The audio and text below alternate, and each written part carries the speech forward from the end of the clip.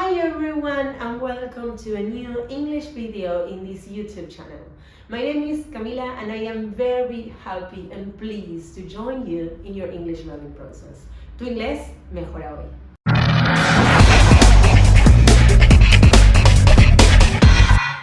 So first of all, let me invite you to subscribe into this channel so we can stay connected and you can get all the information I have to share with you.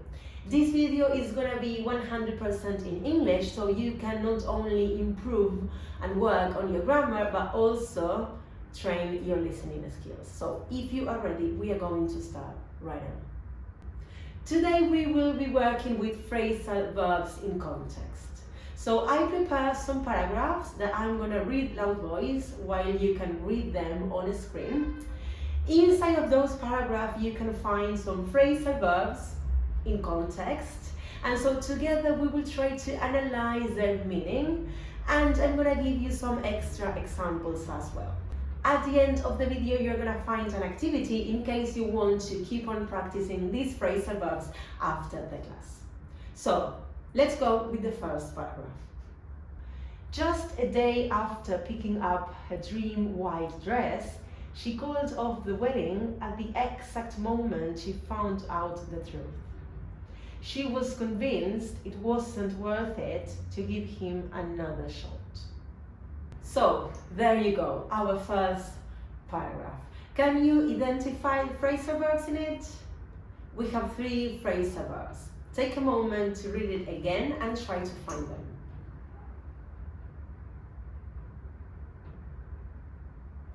So, we have pick up, call off, find out.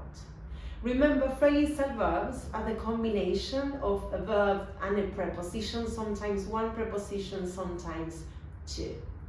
And the phrasal verb changes the meaning of the original verb itself, okay, most of the times. So let's try by context to understand the meaning of pick up. Picking up her dream white dress. So what does she do with the dress? Pick up. So pick up in this context means to collect. So she picks up or she collects her dream white dress. A very common use of pick up is when you want to pick someone up. So it's not only about objects, but it can be about people. Will you pick the children up from school? Will you pick the children up from school? So there you go, pick up, a new phrasal verb for you. Then we have call off the wedding, call off the wedding. So what did she do with the wedding? Yes, she cancelled it. Call off is to cancel an event. So you can call off a party, conference, meeting, a wedding. She called off the wedding. Phrasal verb number 3, find out. She found out the truth. She found out the truth. She discovered the truth. Now she knows the truth. In context, find out, to discover. So there you go, 3 phrasal verbs. Pick up, call off, find out. Before going to the next paragraph, I wonder you pay attention to some interesting stuff in this paragraph apart from the phrasal verbs. The expression, it wasn't worth it. It wasn't worth it. Do you know the meaning?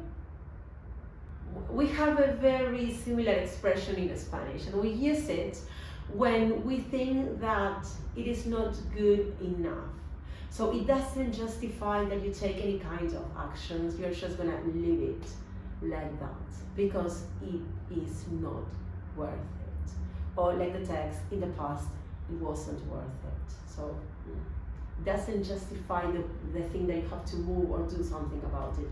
It's not good enough. And also we have this expression, to give him another shot, to give him another shot. That could also be to give him another try, to give him another try. It's about giving the other person another opportunity, another chance, okay? but with a little bit of slang and most like daily English, another shot, or another try.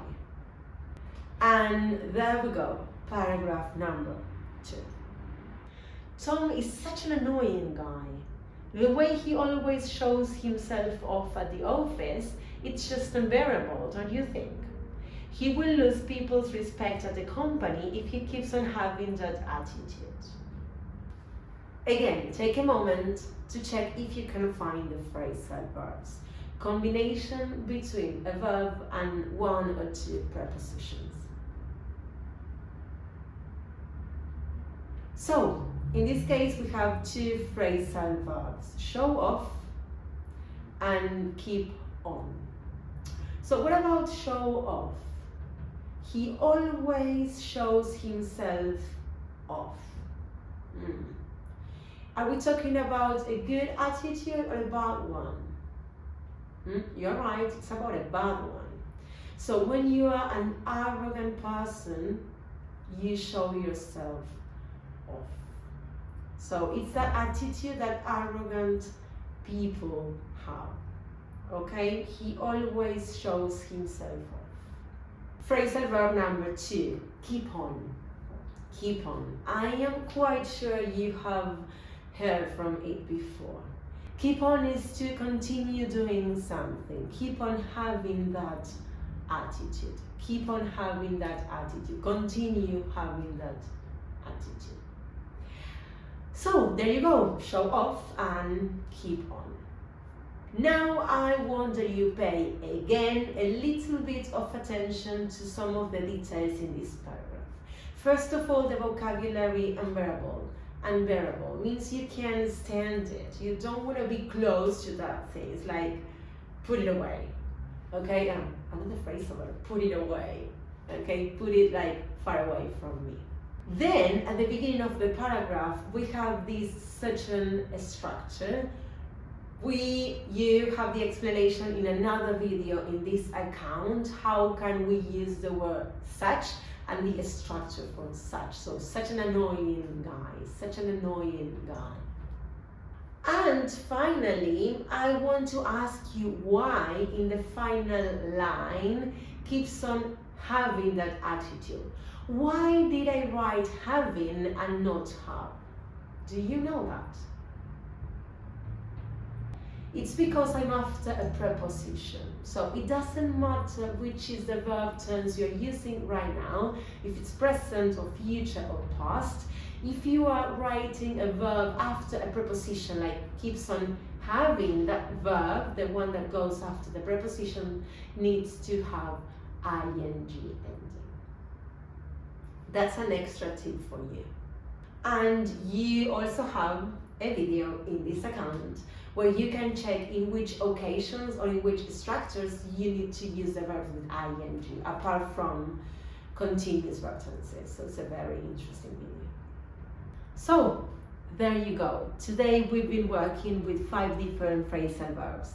Pick up, call off, find out, show off, and keep on. Remember that using phrasal verbs in your English daily conversation is very significant if you want to sound a little bit more like a native speaker, and if you want to be able to understand films or interviews in English, because native speakers tend to use phrasal verbs a lot. So my advice to you is keep on practicing them. And the extra activity you can do is try to create your own paragraph, one topic, trying to include these 5 phrasal verbs. If you do it and you want to share with me, you can leave it in a comment or send it to my Instagram account. I would love to read it. Remember to subscribe into this channel so we can see each other in our next video. Bye!